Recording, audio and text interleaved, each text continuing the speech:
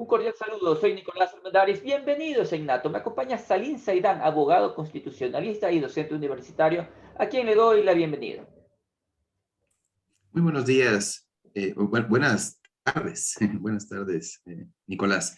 Un gusto estar en tu programa y un saludo también a todos quienes nos ven a través de Innato S. Muchas gracias por acompañarme en este programa ciudadano que testa todas las tendencias políticas y sociales por igual. Bien, en un escrito dirigido a la presidenta de la Comisión Calificadora, Vanessa Aguirre, usted renuncia a su candidatura, pese que habría una moción también de la Asamblea Nacional, la cual usted también agradeció. Esta contradicción se podría entender sumado a que usted habría mencionado que los concursos no están hechos para que llegaran necesariamente los mejores, sino los mejores relacionados, situación que hace que otros no participen. ¿Cómo nos responde, abogado? Sí, es la historia de este país, ¿no? La meritocracia ha sido muy difícil de alcanzar, a pesar de que en cargos importantes de la función ejecutiva, de la función judicial, de la misma función legislativa, uno esperaría que se escojan a los mejores y no a quienes tienen más cercanía con el poder político. Lastimosamente la realidad es otra, ¿no?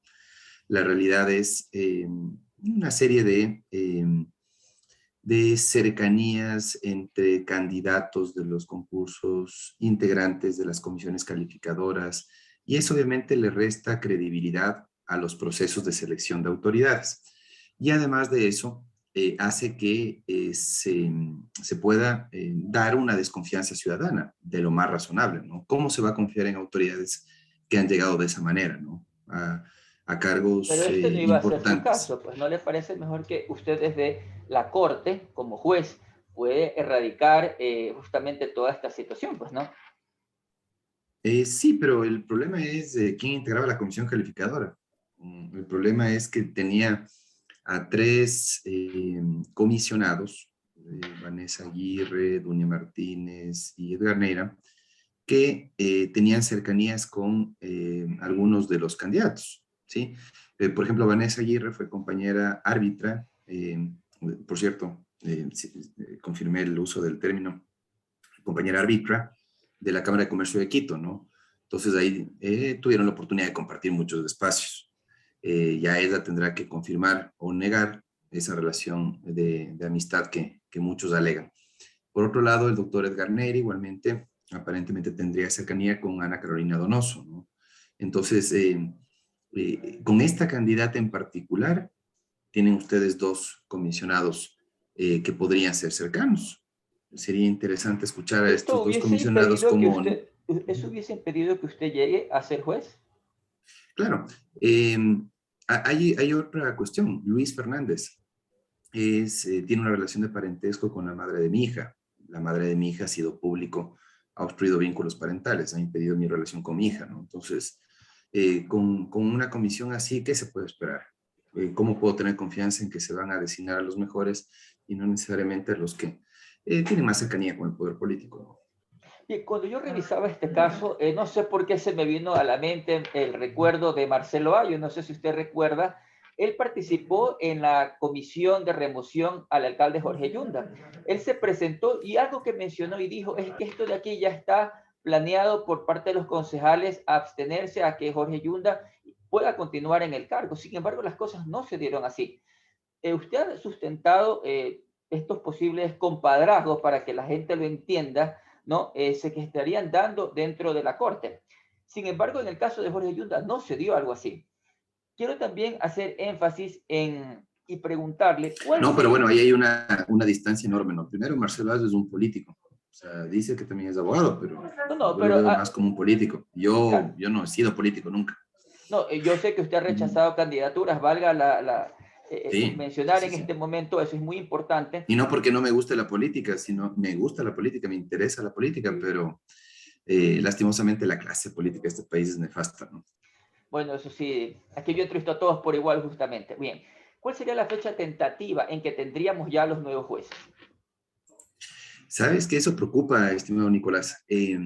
Tú tenías que terminar el concurso a inicios de febrero, ¿sí? La renovación, el proceso de renovación tendría que terminar a inicios de febrero. Y miren qué fase estamos. Estamos en la fase de impugnación. Y el 10 de enero recién será la audiencia de impugnación, las dos audiencias de impugnación en contra de Jorge Sosa y Bárbara Terán, porque fuimos tres los candidatos impugnados, ¿no? Entonces tienes el 10 de enero recién la audiencia. Después de la audiencia vendrá la decisión de parte de los comisionados si les parece que hay mérito o no para descalificar tal vez a alguno de los candidatos, aunque no lo creo, ¿no? Porque realmente absurdas las impugnaciones, no solamente las que presentaron contra mi candidatura, sino contra los, más absurda todavía, la que presentaron contra Bárbara Terán. El problema de Bárbara Terán que yo veo es que ella es tributarista, experta en impuestos. ¿Qué tiene que ver eso con derecho constitucional? Yo no he visto ninguna causa que ella haya manejado o algún caso que ella haya patrocinado que tenga relación con derecho constitucional. Entonces, me pareció sinceramente, eh, digamos, sorprendente que una persona que tiene un perfil más de experta en derecho tributario pretenda, eh, digamos que, ser parte de la más alta corte de justicia del país, en donde se requiere formación, experiencia en derecho constitucional. Yo, por ejemplo, llevo 13 años de experiencia docente. La doctora Terán tiene 5 años de experiencia docente. Yo llevo algunos años de litigio en derecho constitucional. Ella no ha patrocinado ninguna causa en derecho constitucional. Y mira que no es el único caso, Nicolás, sino que tienes también otros casos, por ejemplo, el doctor Sarango, excelente eh, abogado especializado en temas de los pueblos indígenas. Pero la Corte no solamente conoce y resuelve causas relacionadas con las comunidades indígenas, resuelve también causas relacionadas con derechos de otros grupos, se requieren dominios sobre temas procesales, etcétera, etcétera. Entonces, llegar a la Corte Constitucional no debería ser, pues, un algo bastión para que, hablarlo claramente de que alianzas sí, políticas pues, puedan ponerse de acuerdo y decir, esta me conviene, esta acá no me conviene. Pero el aquí, ejemplo que yo he puesto en algunas entrevistas es más o menos como si yo diría, bueno, me propusieron que sea candidato a fiscal general, me dijeron que ingrese la carpeta. Audaz sería de mi parte ser fiscal general del Estado sin tener formación ni experiencia en derecho penal. Pero acá me parece que en el concurso para la Corte Constitucional, parece que no se ha hecho esa reflexión, ¿no? A ver, soy especialista en derecho constitucional como para poder realizar un buen trabajo y algunos candidatos han aceptado esas postulaciones sin tener la especialidad. Me parece audaz de parte de ciertos bueno, candidatos. pero para eso está el Consejo de Participación Ciudadana, porque vemos que todavía Bueno, no no el tenemos un Consejo. contralor, ¿ah? No Es que tenemos un no es el contralor. órgano nominador. En este caso hay una comisión calificadora. Claro, para Correcto. Contralor sí tienes el Consejo, que es el órgano nominador. En Sí, el sí, caso de la Corte es una comisión calificadora.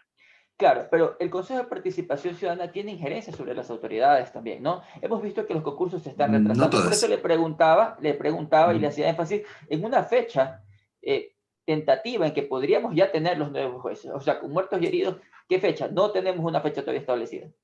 No, pero sabes que más o menos en la proyección yo esperaría que finales de febrero, inicios de marzo, podríamos tener ya a los tres ganadores y ese momento se tendría que realizar el sorteo de los jueces que salen, porque tres jueces serán reemplazados.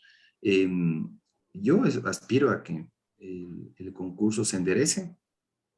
Me parece que ha habido eh, algunas no sé si calificarlas como irregularidades propiamente dichas, pero cuestiones al menos que levantan sospechas.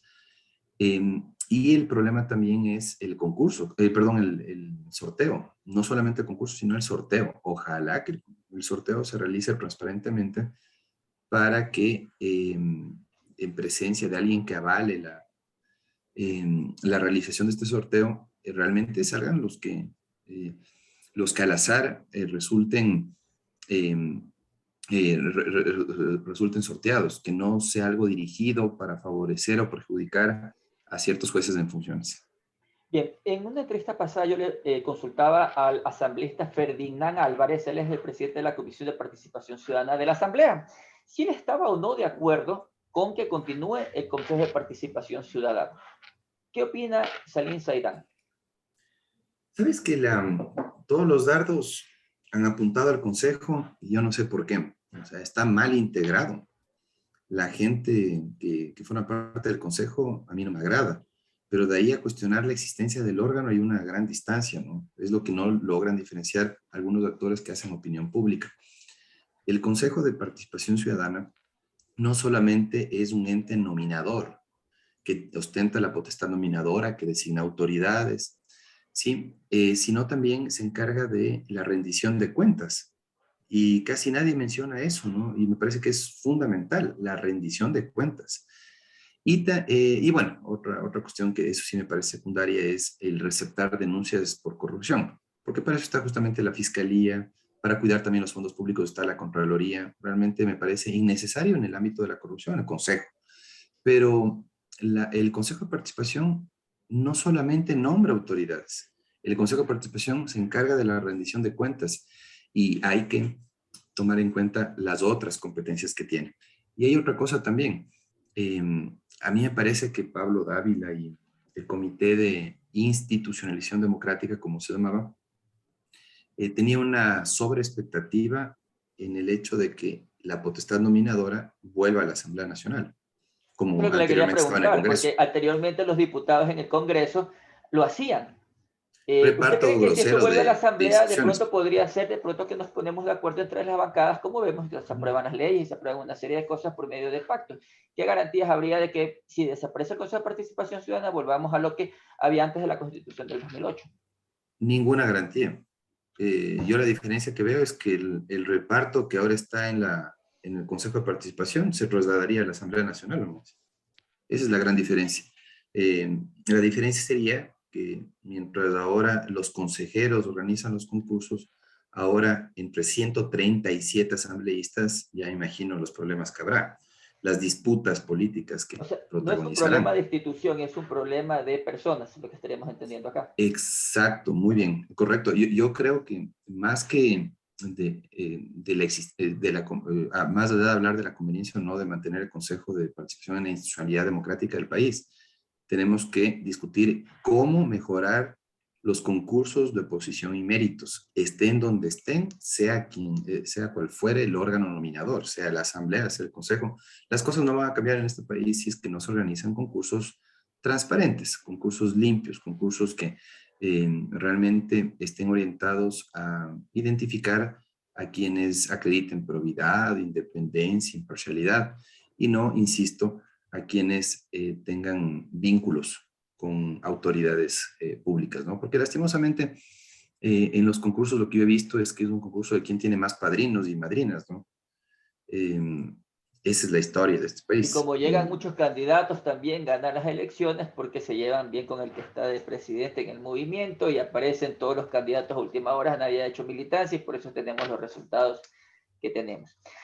Sí, Salim, en este momento no quiero preguntarle como abogado, quiero preguntarle como profesor. Hagamos de cuenta que yo soy su alumno en la universidad y le pregunto, mire, yo he estado escuchando asambleístas, alternos, activistas que dicen que sí, que la sentencia de la Corte, ¿no?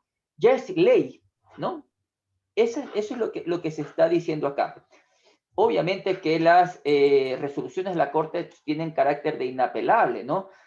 Pero usted considera que en estos dos proyectos que ha presentado, estos dos últimos que han sido un poco, que han generado un poco de controversia, así como en los tiempos de la Pichicorte, sobre las relaciones consentidas para mayores de 14 años para las niñas, ¿no? Y en el caso de la despenalización del aborto por violación. Le hago la pregunta clara y directa. ¿La sentencia de la Corte ya automáticamente convierte esto en ley o la Asamblea, porque sería la función legislativa? ¿Qué opina el abogado Saidán? sobre la sentencia en relación a los delitos sexuales, ¿no es cierto? El tema del Comencemos con eso. consentimiento. Sí, sabes que primero una sentencia no es una ley. Que la Corte Constitucional haya normalizado esta idea de, esta mala práctica de legislar es otra cosa. Me parece que la Corte Constitucional ha entrado en un campo que no le corresponde. Se ha convertido en el nuevo legislador. La Corte Constitucional lo que ha hecho es establecer una regulación sobre la tenencia de los hijos. Ha establecido 13 parámetros. La Corte Constitucional ha establecido una reforma al Código Orgánico Integral Penal sobre el aborto por violación, y la Corte Constitucional ha también prácticamente aprobado una reforma a lo que tiene que ver con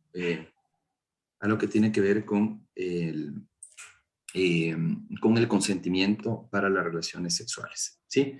¿Y por qué digo que es peligroso esto? Porque esos temas tienen que discutirse en la Asamblea Nacional, de manera profunda, de manera prolija. Se tiene que recibir expertos, autoridades, ¿sí? Y por esa razón es que tienes un proceso complejo de formación de la ley. El problema es que esos debates han pretendido ser trasladados a la Corte Constitucional, ¿sí? Entonces la Corte es la nueva legisladora de esos temas sensibles y complejos que deberían discutirse de una manera un poco más seria, más profunda, no de una manera tan ligera como se lo ha hecho en la Corte Constitucional. Entonces tú tienes lastimosamente un problema, ¿sí? Un problema en, en cuanto a las competencias que ha asumido la Corte, que ha decidido asumir la Corte Constitucional y que no le ha conferido ni la Constitución ni la ley. Respecto al consentimiento, específicamente, tú tenías una regla en el artículo 175, numeral 5 del Código Orgánico Integral Penal. Ahí tenías algunas disposiciones comunes para los delitos contra la integridad sexual. El numeral 5, ¿qué te decía? Es irrelevante siempre el consentimiento en menores de 18 años, ¿sí? Es decir, los adolescentes, todo adolescente, tienes ahí desde los 12 a los 18, los adolescentes, ¿no? Según el Código de la Niñez. Todo adolescente, sí, todo adolescente que finalmente, digamos, esté involucrado en un proceso penal, así haya consentido, se consideraba que ese consentimiento estaba viciado, digamos, por el solo hecho de la edad. ¿Qué es lo que hace la Corte Constitucional? Levanta datos, principalmente de la Fiscalía General del Estado, ¿no? Tú tienes una serie de datos, unos 2, 3 párrafos de la sentencia, en donde dicen sí, es una problemática preocupante el tema de las relaciones sexuales en adolescentes, y la Corte prácticamente se da cuenta, detecta que hay una problemática, que hay algunos adolescentes que eran, digamos, sometidos a procesos penales. Están en la cárcel. Hay gente, hay jóvenes que Por están en la denuncias, cárcel, claro, exactamente. por denuncias presentadas por los padres de su expareja, por ejemplo, ¿sí? De su expareja, digamos que era una relación entre adolescentes. Y los padres decidieron denunciarle al exnovio de su hija, ¿sí? Entonces sí, efectivamente era una problemática muy sensible. Nadie discute eso. El tema es que esa problemática sensible tenía que ser discutida en la Asamblea Nacional. Entonces tienes aquí dos cuestiones anómalas. Primero, que la Asamblea Nacional se dedica a cualquier cosa menos a legislar. Y en cambio la Corte Constitucional, en lugar de dedicarse solamente a juzgar, está legislando. Pero ¿no le Y parece esto que está... los proyectos se deben tratar? O sea, estas sentencias son para que se traten en la Asamblea, ¿no? Pero yo le hago que una Claro. pregunta para irnos en lo que usted hace mención del artículo, por ejemplo, 150, literal 2 del Código Orgánico Integral Penal, que es el que se pretende reformar, ¿no? Este código está por debajo de la Constitución, que en el artículo 45 garantiza la vida desde la concepción, ¿no? Entonces, la pregunta aquí, aparte, ¿no? Con todo lo que usted ha hecho mención de la Asamblea, asumo que usted vio también las ponencias de las asambleístas que están a favor y en contra del aborto, ¿no? Eran más discursos motivados, que a fulanita la violaron y que pasó por lo de acá. Sin embargo, yo he pedido documentación sobre esas ponencias a Guadalupe Llori ya en un tercer oficio. Solamente la asambleísta Geraldine Weber me respondió la documentación sustentada. Y el artículo 56 de la función legislativa dice que todo proyecto tiene que ir articulado. La sentencia tiene que articularse con sustentos y pruebas para que se pueda convertir en ley para que se pueda debatir. No sé si estoy equivocado. Además, el artículo 484 de la Constitución indica que este librito de aquí está por encima de cualquier código. ¿Cómo se podría reformar este Código Integral Penal si es que va en contra de la Constitución, que valga decirlo, se generó gracias al voto popular en el 2008, que fueron las elecciones? Entonces, le pregunto, ¿cómo se puede hacer todo este cambio si se supone que el voto del mandante, que nosotros pedimos esta constitución que garantiza la vida de la Constitución, cómo pues la decisión de los jueces de esta sentencia podría irse en contra del voto del mandante? Lo que pasa es que ahí tienes, a ver, varios asuntos. Para cerrar el tema del consentimiento, ¿qué es lo que hace la Corte? Baja la edad a 14 años. Dice, a partir de los 14 años pueden brindar su consentimiento, ¿sí? Los adolescentes, sin que eso constituya una infracción penal, ¿sí? Entonces la Corte Constitucional ahí precisa, ¿no? Dice, cuando no hay una diferencia etaria, cuando no hay una relación de poder, una relación asimétrica, ¿sí? Podría hablarse de relaciones consentidas, ¿sí?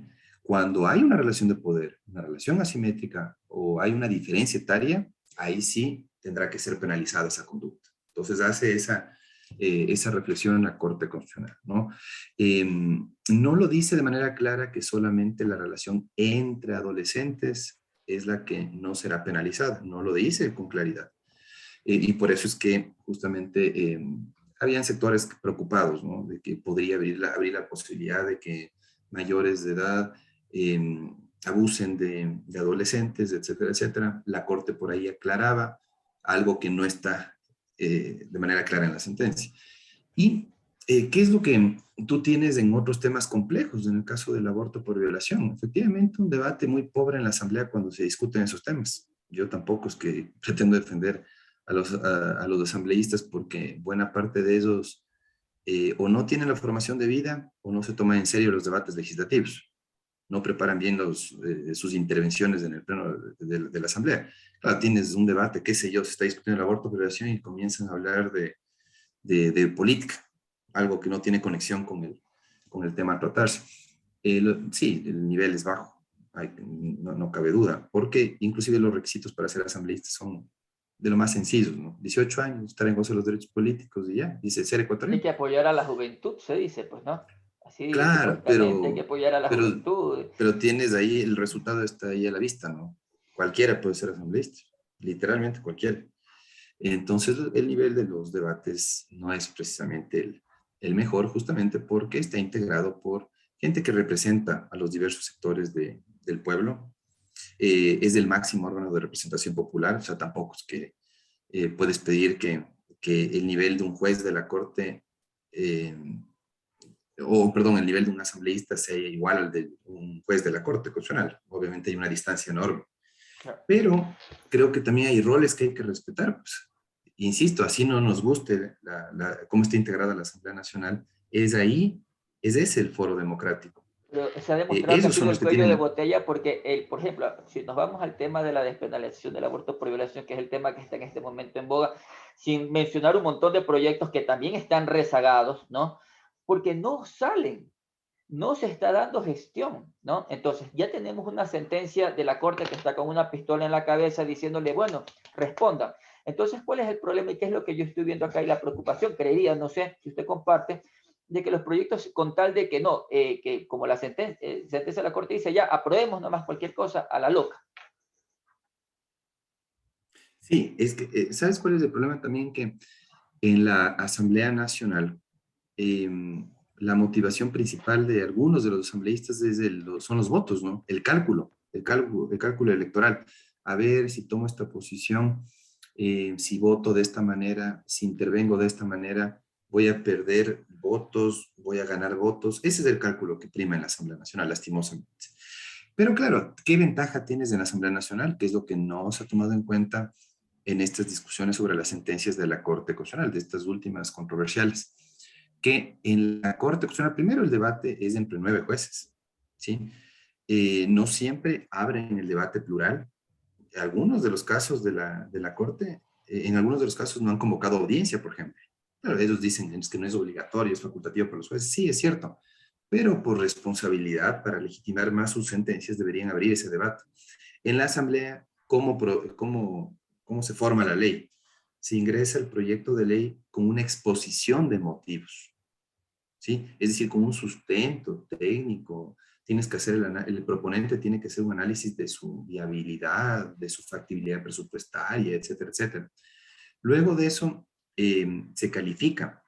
Luego de calificarse el proyecto, pasa a la comisión especializada permanente. En la comisión especializada permanente se abre el debate, escuchan a expertos, llaman a comisión general a los expertos, a las autoridades, se prepara un informe, pasa a primer debate en el pleno de la asamblea, vuelve a la comisión, se prepara un segundo informe para segundo debate y ahí, cuando se aprueba, pasa a revisión del presidente y del presidente vuelve a la asamblea. Entonces, si tú puedes ver que es un proceso complejo. En cambio, en la Corte Constitucional se reúne el juez con su asesor del despacho, se Por reúnen eso, en el pleno de los por jueces con los eso, otros 8 jueces, aprobado. por Entonces, eso los temas complejos yo no hacía se pueden énfasis aprobar así. en el tema de la Constitución cuando hacía énfasis en el tema del artículo 45.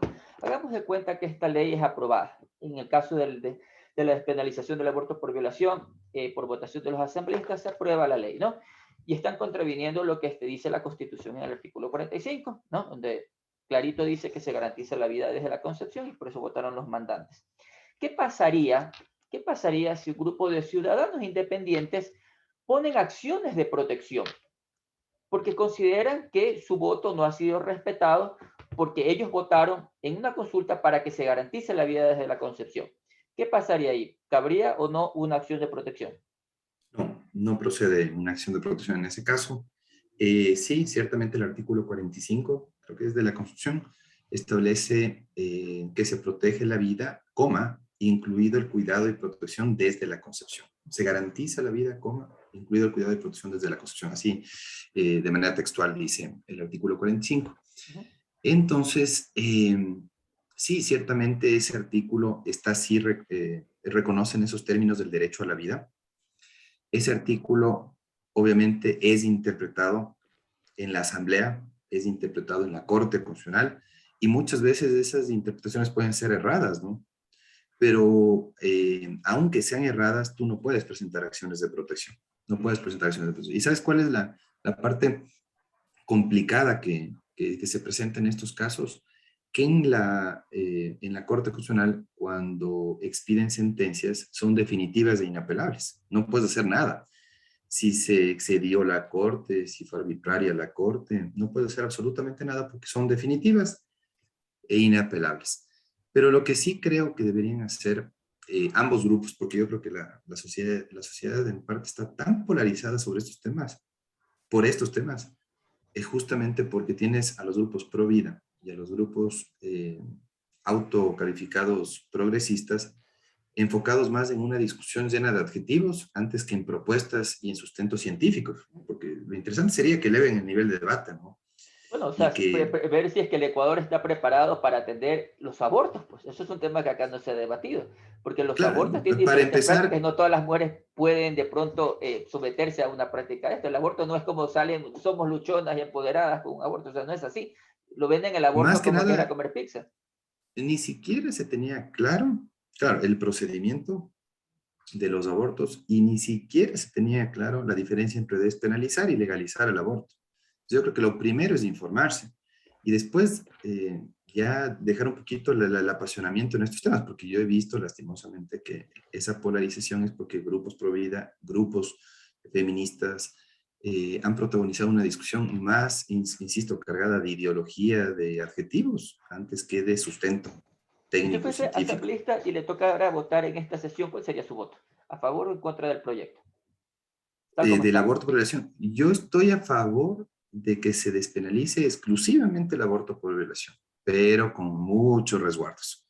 Porque claro, yo creo que la estrategia de ciertos grupos feministas es justamente eso, ¿no? A través de esta despenalización, abrir la puerta para la despenalización total. Y yo no Y estoy de acuerdo con la con despenalización todas estas total. situaciones que se han dado, ¿cabría la posibilidad de que se envíe el archivo cuando existe ya una sentencia? Sí podría ser, aunque yo creo que el problema es que se amplió demasiado el debate. Miren que la Corte Constitucional le dijo a la Asamblea, discutan sobre el aborto por violación, y ya comenzaron a desviarse en la discusión en el Pleno de la Asamblea, ¿sí? Entonces, Exactamente. se querían aprovechar justamente algunos asambleístas con agendas, comprometidos con organismos internacionales, con ONGs, que ya sabes tú la posición que tienen, y claro, que querían aprovechar la oportunidad para despenalizar totalmente el aborto. Y no, no, tampoco hay que permitir eso. Mira que la discusión era en parte la siguiente. A ver, ¿cómo verificamos que realmente se haya producido una violación y que el aborto sea por esa causa? Porque la discusión era, a ver, ¿qué le pedimos a la mujer que alega haber sido víctima de violación? Que Le no presente exigimos denuncia, hay una una objeción de declaración, conciencia que por último se puede criminalizar al denuncia. médico y la temporalidad todavía no se ha definido, que es lo que pide la sentencia. O sea, el La primer debate no dijo temporalidad es nada. básica, básica la temporalidad. Y por ahí veo Ok. reparos. Me parece que es lo más razonable, pues fijar una temporalidad. Y después de eso, también no la sola declaración, sino alguna denuncia. A mí me parecería una denuncia algo más serio, ¿no? Porque resulta que en algunos casos, no quiero generalizar, pero en algunos casos tú puedes aprovechar eso, ¿no? Puedes decir, sí, es que fui víctima de, por favor, practíqueme el aborto. Ah, y solo la declaración te basta. Obviamente los grupos de cambio de vida se iban al otro extremo, ¿no? Decían, no, no, no, es que tiene que ser una sentencia. Hasta eso ya nace el bebé. No es el niño, pero lo que pasa es que Entonces, creo que el problema fue que la discusión no se dio de manera seria, exigiendo algún requisito que sea razonable, que no sea excesivo como la sentencia, pero que tampoco sea tan ligero como una simple declaración. es que exactamente eso es lo que se debió haber debatido, pero yo creo que simplemente lo que hizo la Comisión de Justicia fue mandar y allá ustedes vean qué hacen. ¿Usted es taurino o es antitaurino? ¿Perdón? ¿Usted es taurino o antitaurino? La verdad me es un poco indiferente, tengo que aceptarlo, pero me parece que tienen argumentos razonables los antitaurinos cuando se enfocan en exponer los argumentos, porque sí tengo que decir que los antitaurinos se han excedido totalmente en sus formas de reclamo, ¿no? Han sido muy violentos en sus protestas, o sea, está bien que defiendan su punto de Pero vista, pero como con proceso yo respeto al hablo otro. en el tema de los taurinos, porque se dio también una discusión en su tiempo, ¿no? Pero aquí se llegó a una consulta popular, ¿no? En que se permitió decidir y la Corte en los últimos días rechazó este pedido de los taurinos porque existía algo de fondo, ¿no? Pero esa Ah, consulta fue antitécnica totalmente porque pero los se dio. resultados se diferenciaron por cantones. Se dio, pero Eso fue una, claro, se planteó exactamente. muy mal, la pregunta estuvo mal planteada. Después de eso de que, bueno, dependerá de los resultados en cada cantón, fue algo totalmente antitécnico. Y por eso es que tienes, claro, algunas ciudades en donde sí se realizan las corridas, otras en las que no, otras en las que gradualmente han ido desapareciendo, como la ciudad de Quito. Pero más allá de eso, ¿qué es lo que tienes tú? Mira, algo impresentable, algo impresentable. En la Corte Constitucional, ¿cuál fue la jueza ponente de este caso de El tema si de es los o toros. no constitucional una ordenanza del municipio de Quito, me parece, del Consejo Municipal? Eh, Carmen Corral, Carmen Corral, esposa de Juan Carlos Solís, que proviene de una familia de aficionados prácticos. Por delicadeza, la doctora Carmen Corral tenía que haberse excusado. Pero claro, como es costumbre ahí en la corte que así tengan conflictos de intereses, conozcan nomás los casos. Mira lo que pasó en ese caso, gravísimo, pues. Quien está haciendo de jueza ponente en ese caso es Carmen Corral, que tiene obviamente cercanía con personas en su familia, en su entorno familiar, que tienen una posición a favor de las corridas de toros. Entonces, imposible, pues así, asegurar independencia, imparcialidad en el conocimiento de las causas. Creo que, eh, insisto, ese debate también tiene que ser más profundo, y quien tiene que dirimir eso, quien tiene que dirimir eso es la Corte Constitucional, pero sin estas sospechas de que se podría favorecer a determinado grupo en lugar de resolver objetivamente el asunto. Antes de despedir el programa, quiero hacerle una pregunta rapidita porque ya le he estado robando mucho tiempo. Invitarlo públicamente nuevamente a otro programa. Tiene que acompañarme. Creo que dejo muchos temas pendientes, pero no me puedo ir sin preguntarle ¿no? Todo Quito vio lo que ocurrió con el caso de Jorge Yunda cuando lo removieron de su cargo, ¿no? Y el TCE hizo una revisión y dijo que el proceso se había llevado bien. Jorge Yunda sale porque no se habría dado participación ciudadana. Ese fue el motivo puntual por el cual los concejales lo sacaron a Jorge Yunda, ¿no? Pero el artículo ellos se basan en lo que dice el COTAT, correcto, basándose en lo que dice el COTAT. Pero el mismo COTAT dice en el artículo de votaciones que los concejales no se pueden abstener y hubieron 6 abstenciones. ¿Por qué el Tribunal Contencioso Electoral, a su criterio, y no observó eso?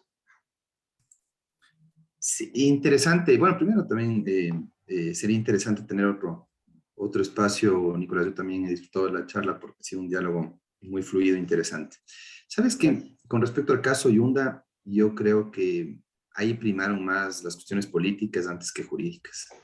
¿Sí? El Tribunal Contencioso Electoral, creo yo que podía haber identificado alguna inobservancia de procedimiento. ¿Sí? Más allá de los actores, yo creo que hay que abstraernos de quién es el denunciante, quién es el removido, etcétera, etcétera. Más allá de eso, hacer un examen objetivo en derecho. Y sí, no fue de la mejor manera que se llevó ese procedimiento. Entonces, el Tribunal Contencioso Electoral, por lo que decía el COTAD, podía haber hecho ese llamado de atención al Consejo para que se corrijan los errores de procedimiento, ¿sí? Para que el proceso esté limpio. Porque yo creo que causales para removerlo a Yunda existían. El problema es que, primero, no fueron probadas, no fueron discutidas como correspondía.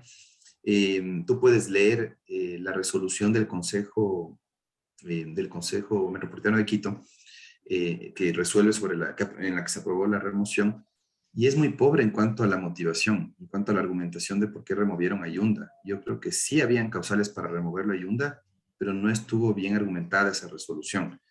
Entonces, esa resolución después podía haber sido impugnada mediante acción de protección. Yunda se equivoca y lo que impugna es el informe de la comisión de mesa, no la resolución del Consejo. Y mira lo que pasa en segunda instancia, una cuestión súper irregular, súper irregular. Yo me sumo también a las sospechas de que hubo algo raro ahí en la Corte Provincial, porque la Corte Provincial le da la razón a Yunda, pero dejando sin efecto todo el proceso de remoción, cuando se impugnó solamente el informe de la comisión de mesa. Es que, Entonces, es realmente... que si supuestamente lo que yo recuerdo del caso es que al momento que se van al inicio, tiran abajo el resto. No, pero sabes que al menos en estos temas de derecho, tú lo que puedes dejar sin efecto es lo que el accionante impugnó. Si impugnó solo el informe de la comisión de mesa, pues deja sin efecto solo el informe de la comisión de mesa. Dejan sin efecto todo el proceso de remoción sin la posibilidad de que se defiendan los concejales, pues que integraron el consejo y que aprobaron la resolución de remoción. Entonces fue súper irregular de la Corte Provincial y yo creo que no tenía que haberle aceptado la acción de protección a Yunda, tenía que haberle declarado improcedente la acción de protección. Menos mal, la Corte Constitucional corrigió el error, pero bueno, ahí mira que existió otra irregularidad. Incluso aquí yo denuncié a los concejales y pedí un examen especial a la Contraloría porque teníamos 2 alcaldes registrados, con declaración jurada de inicio de gestión, 2 alcaldes. Pero es que ¿sabes cuál es el problema? Que tanto Yunda como Borderas actuaron mal. Utilizaron mal las herramientas jurídicas que tenían para defender su posición.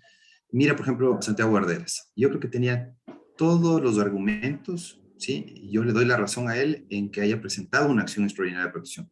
Pero ¿cuándo tenía que haberla presentado? Cuando ya concluye el proceso de acción de protección, pues, ¿sí?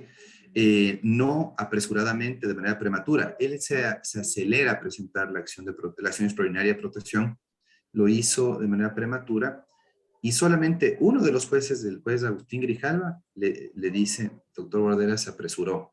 Y los otros dos, el señor Ramiro Ávila, que es de los más activos en la Corte Constitucional, y Carla Andrade, deciden admitirle a trámite. No tenían que haberle admitido a trámite, porque él también se equivocó. Teniendo todos los argumentos, si no discuto, O sea, porque sí se cometieron múltiples irregularidades te relacionadas pregunto, al debido proceso. mañana llega Salim Saidán a ser alcalde de Quito, porque ahora ya están apareciendo algunos cuadros que ya quieren ser candidatos.